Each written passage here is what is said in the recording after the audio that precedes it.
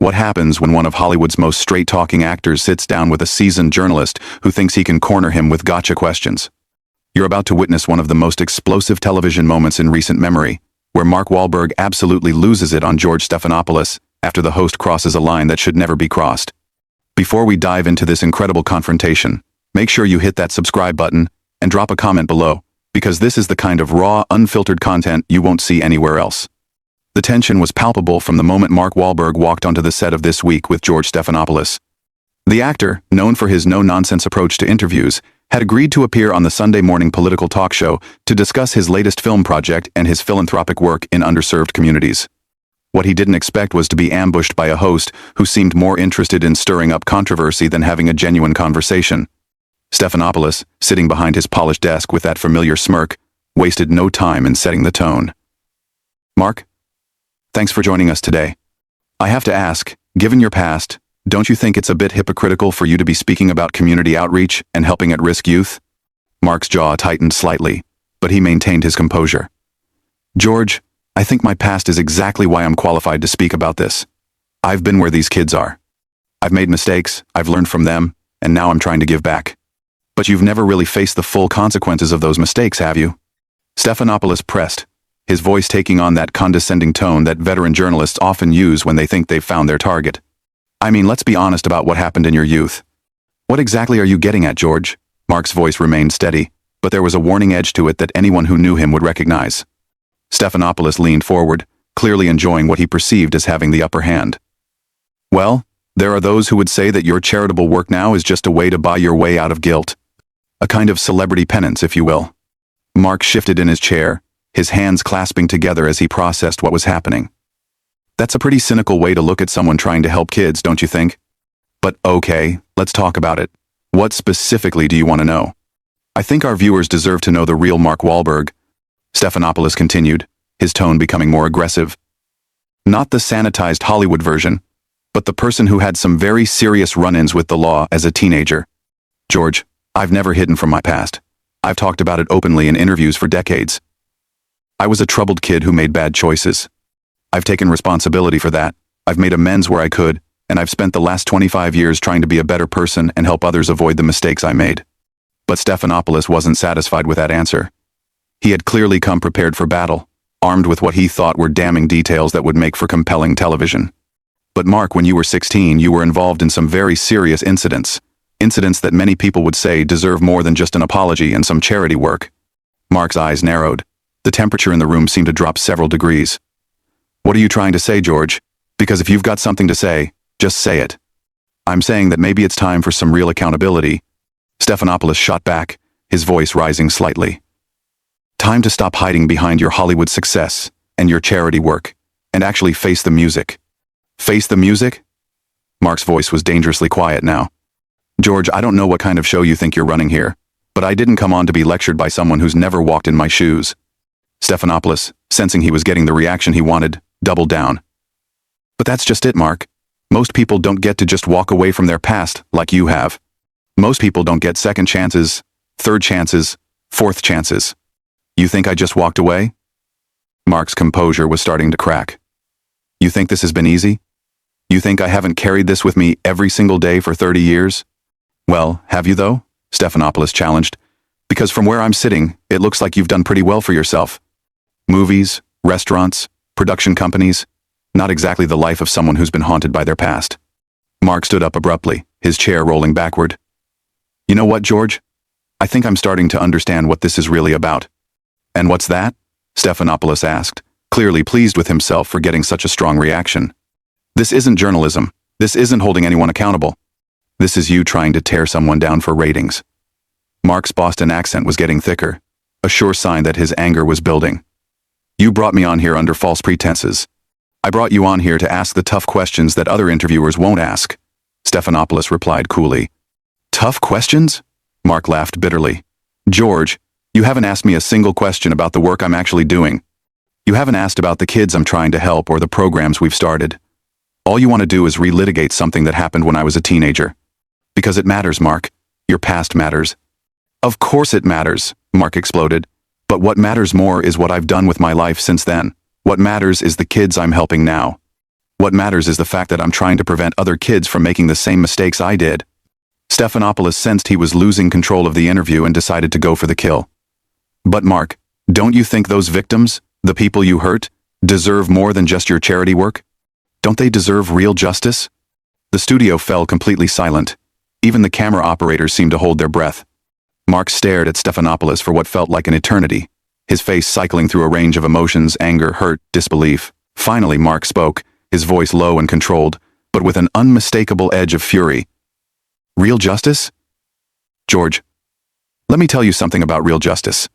Real justice is when someone makes a mistake, owns up to it, serves their time, and then spends the rest of their life trying to make amends.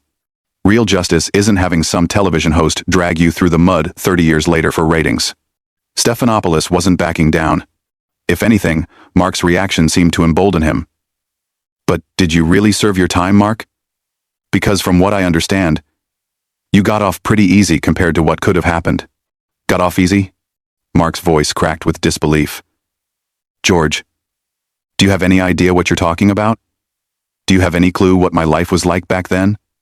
What led to those incidents? Crude. Lie. Mark's, enlighten me," Stephanopoulos said with that same condescending tone, as if he were doing Mark a favor by letting him explain himself. Mark began pacing behind his chair, his hands gesturing as he spoke. "I was 16 years old, George. 16. I was addicted to cocaine. I was living in a neighborhood where violence was a daily reality. I was angry, I was scared, and I was completely lost.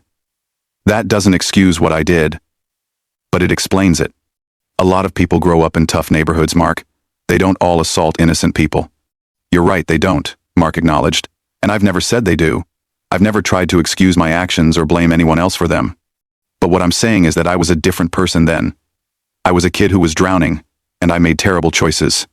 Stephanopoulos leaned back in his chair, clearly enjoying having Mark on the defensive. "But those terrible choices had real consequences for real people. People who didn't ask to be part of your personal struggles." Mark stopped pacing and turned to face Stephanopoulos directly. "Do you think I don't know that? Do you think I haven't thought about that every single day for the last 3 decades? Do you think I don't wish I could go back and change what happened? Wishing doesn't undo the damage, Mark." "No, it doesn't," Mark agreed, his voice rising. "But you know what does help? Working with kids who are in the same situation I was in, showing them that there's another way. Giving them opportunities that I didn't have. That's not buying my way out of guilt, George. That's taking responsibility." But Stephanopoulos wasn't finished. He had clearly done his research and had more ammunition to fire. "Mark, I have to ask you about something specific. There was an incident when you were 16 where you allegedly threw rocks at a group of black children while shouting racial slurs. How do you reconcile that with your current image as someone who champions diversity and inclusion?" The question hit Mark like a physical blow. His face went white, then red, then white again. The muscles in his jaw worked as he struggled to find words. "George, that is not what happened." "But something happened, didn't it?" "Yes, something happened, but not what you just described." Mark's voice was shaking now. Whether from anger or something else, it was hard to tell. "And the fact that you would sit there and make accusations like that without knowing the full story tells me everything I need to know about what kind of journalist you really are." Stephanopoulos sensed blood in the water. "So what is the full story, Mark?" "Because our research suggests that there were multiple incidents involving racial harassment." "Your research?" Mark laughed bitterly. "George, your research is wrong. Dead wrong. And you know what's really sick about this? You're sitting there, trying to destroy someone's reputation based on incomplete information and rumors. These aren't rumors, Mark. These are documented incidents." "Documented by who? Where? Show me the documentation, George. Show me exactly what you think you know." Stephanopoulos shuffled some papers on his desk, clearly not expecting to be challenged so directly. "Mark, these incidents are part of the public record." "Public record of what? Arrests? Charges? Convictions? Be specific, George, because if you're going to sit there and accuse me of things, you better have your facts straight." "I'm not accusing you of anything, Mark. I'm asking you about incidents that allegedly occurred." "Allegedly," Mark repeated, his voice dripping with disgust. "That's the key word, isn't it? Allegedly. You don't actually know what happened, do you? You're just throwing accusations around and hoping something sticks." Stephanopoulos was starting to look uncomfortable, but he pressed on. "Mark, the point is that these allegations exist. and they paint a picture of someone who had some very troubling attitudes about race. Troubling attitudes about race? Mark's voice was getting louder now. George, let me tell you something about my attitudes about race. I grew up in Dorchester. I went to school with kids of every background you can imagine. My best friends were black, Hispanic, Irish, Italian.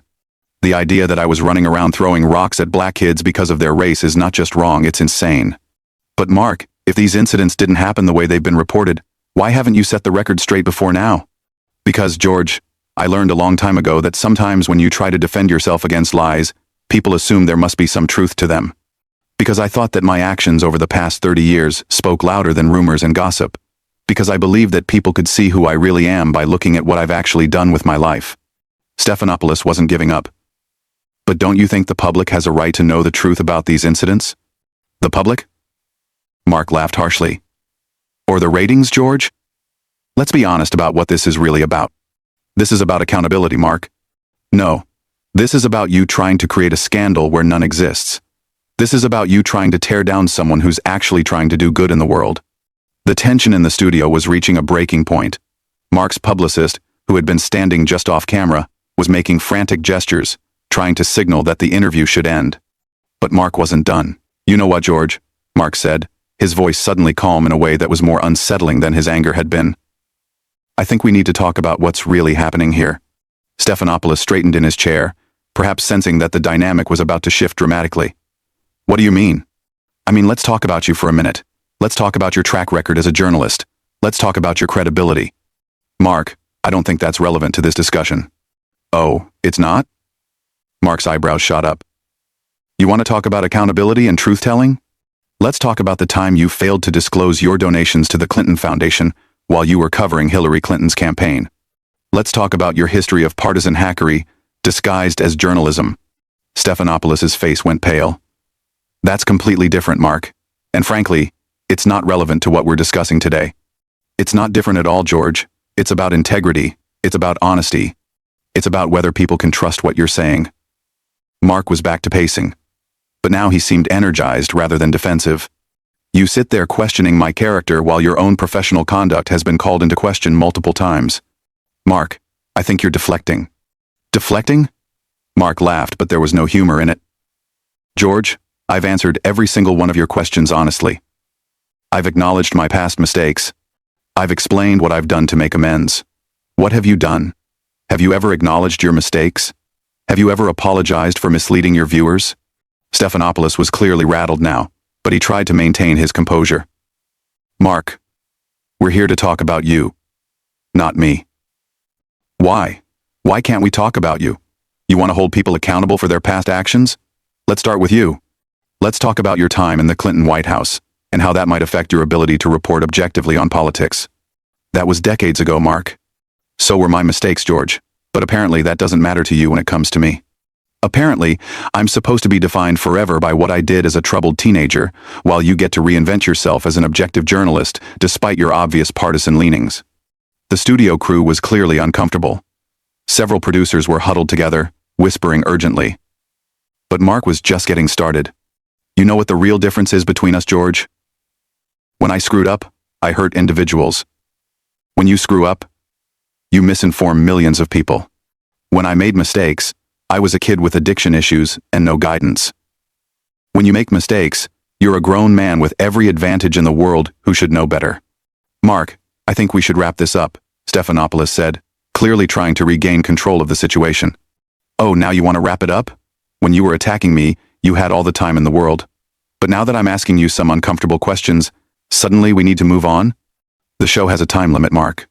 The show has a time limit? Mark's voice was incredulous. George, you've been grilling me for 20 minutes about things that happened 30 years ago, but you can't spare 5 minutes to defend your own professional conduct? Stephanopoulos made the mistake of trying to regain the offensive. Mark, the difference is that I'm not the one being interviewed here. You are.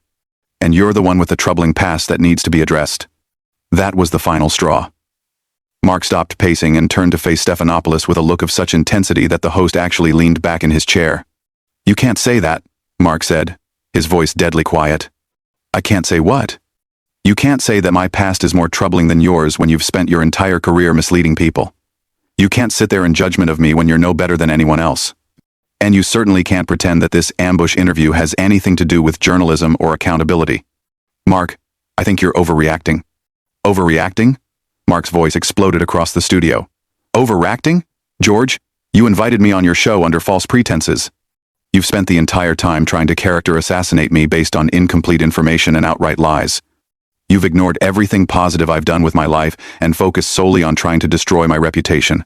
And when I point out your own professional failings, suddenly I'm overreacting? Stephanopoulos was clearly in over his head now. Mark, I understand you're upset, but nothing, George. There is no but. You crossed a line today. You went from being a journalist to being a hitman. And the worst part is, you don't even have the integrity to own up to it. I was doing my job, Mark. Your job? Mark laughed bitterly. George, your job is supposed to be informing the public, not destroying people for entertainment. Your job is supposed to be seeking truth, not spreading innuendo and half-truths. Your job is supposed to be holding powerful people accountable, not ambushing guests who are trying to do good in the world. The studio had gone completely silent except for Mark's voice, which was now filled with a righteous anger that was impossible to ignore. You know what, George? I came here today to talk about helping kids. I came here to discuss programs that are actually making a difference in people's lives. I came here because I thought maybe, just maybe, we could have a real conversation about real issues. Instead, I got ambushed by someone who cares more about ratings than truth, more about controversy than journalism. Mark walked over to his chair and grabbed his jacket. I'm done here, George, and I want everyone watching to understand what they just witnessed. This wasn't journalism. This was a hit job. This was someone with his own credibility issues trying to tear down someone else to make himself feel better. As Mark headed toward the studio exit, Stephanopoulos made one final desperate attempt to salvage the interview. Mark, if you walk out now, people are going to think you have something to hide. Mark stopped and turned around one last time. George, the only thing I have to hide is my disappointment in what journalism has become. The only thing I'm ashamed of is that I believed you when you said you wanted to have a serious conversation about serious issues. And with that, Mark Wahlberg walked off the set of This Week, leaving George Stephanopoulos sitting alone at his desk, looking like a man who had just realized he'd bitten off far more than he could chew. What did you think of this explosive confrontation? Have you ever seen an interview go this wrong this fast? Drop a comment below and let me know your thoughts, and don't forget to hit that subscribe button for more incredible moments like this one. What other celebrity interview would you like to see me break down next?